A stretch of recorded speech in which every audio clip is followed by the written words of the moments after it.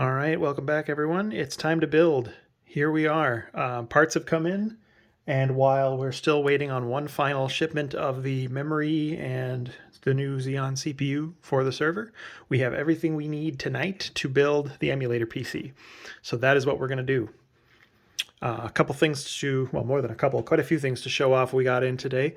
This is 4 3 terabyte Toshiba hard drives that my department head at work graciously donated. Thank you, Nathan. That he had lying around his house that he didn't need anymore. So this is going to be the main storage array for the server. So we're going to put this off to the side for now.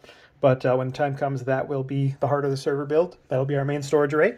Underneath this, in this brown box, is a standard, I believe it's a Seagate 4 terabyte hard drive, which is going to be the main storage, part of the main storage for the emulator PC. So we'll be using that tonight.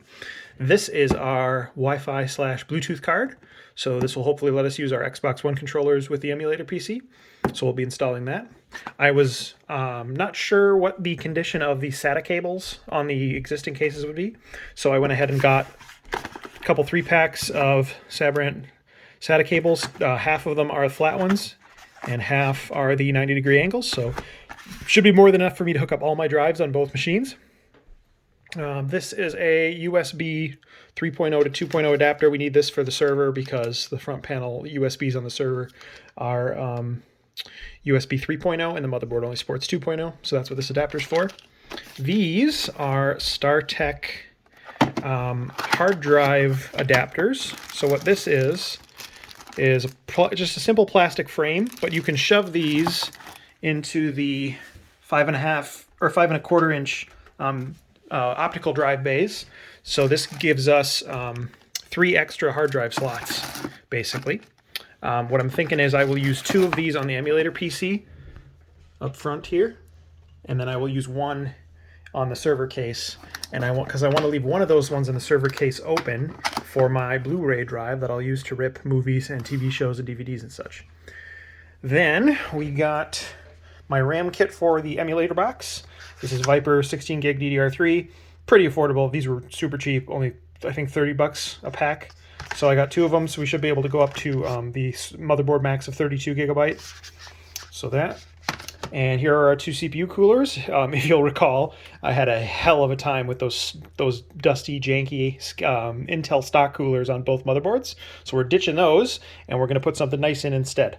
I got a Cooler Master Hyper 212 Black Edition. I think what I'm going to do is I'm going to put this one in the emulator PC because I feel like that has some overclocking potential with that newer motherboard. And then this Hyper 412R will go into the server. So that's what I'm thinking so far. At first I thought I was going to be limited because I have an LGA 1366 socket, and this one does support that, so I thought this one was going to have to be it. But turns out this one actually supports that socket too. But after thinking about it all week, pretty sure I'm still just going to go ahead with the original plan, put the bigger one in the emulator, put the smaller one in the server. Finally, I got a nice present along with my hard drives from Nathan. He sent me his old RAID card. It's hard to see because of the anti-static bag, but that's but it's in, I believe, in LSI? Yeah, it's an LSI RAID card. So I don't know if I'm going to be able to use this, but I'm going to see if it's compatible. I'm thinking about running Unraid on the server, but I've got till January to figure that out before the server comes anyway. So I think that's everything. Update on our last video, I did end up switching the power supply on the server. Let me grab that here. So the rose wheel is now in there. Additionally, this rose wheel has a nice flat EPS power cable. See how this is kind of flat, it's not round? So this actually let me snake this up underneath the PCB of the motherboard in here. So I was able to run that much better. So I'm much happier with that decision. So what we're waiting on for this is we're waiting on that CPU to come from eBay. That's going to replace this one that's still already in here. And then we need the other 4 RAM sticks. I got the 2 in here for now, and I got 4 matching ones coming from eBay. So once that's done, we can start working on the server. But in the meantime, we get to work on this. So we'll be building the emulator box tonight, and hopefully it'll be, I don't know if I'll be able to finish it before I have to stop, but I'm going to probably get pretty far. This is the Fractal Focus G case, and as you can see, it's in red. I got it in red. I love the color. It looks awesome. This was a $50 case. I'm really happy with what I got for my money here. Acrylic side panel, so no, it's not tempered glass, but I mean, who cares really? It's still going to be able, you're still going to be able to see through it. It's still going to look cool. I love the red interior. Here, let me turn the light on. As you can see, we've got 3.5-inch drive bays here. We're going to take the adapters that I bought and convert these into 2 more. So we'll have spots for 4 hard drives. There's enough space on top of this that I think I can adhesive a couple SSDs to this. And then there's also a spot for an SSD here on this back panel.